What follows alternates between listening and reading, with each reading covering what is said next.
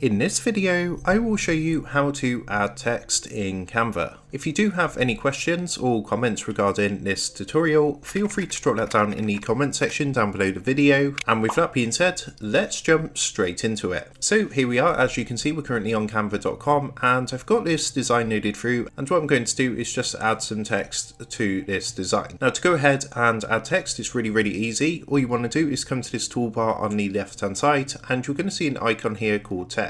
So what you want to do is click onto this first of all, and from here what you can do is add a text box. So you can just add a normal text box like this and type what you want in there. Of course you can do things like resize the text, you can move this about also on the page just like so, and you can use the toolbar at the top to further customize the text. So we can make this bold, we can change the text color, so let's go for yellow, and we can also do things like change the font up here as well as change the size, and also we can add effects to the text like this glitch effect or an outline or something like that. So also in here there are some pre-made font combinations, as you can see. So what you can do is actually select any of these. Now you do need the pro version of Canva for this, but all you want to do again is just click onto the one you like.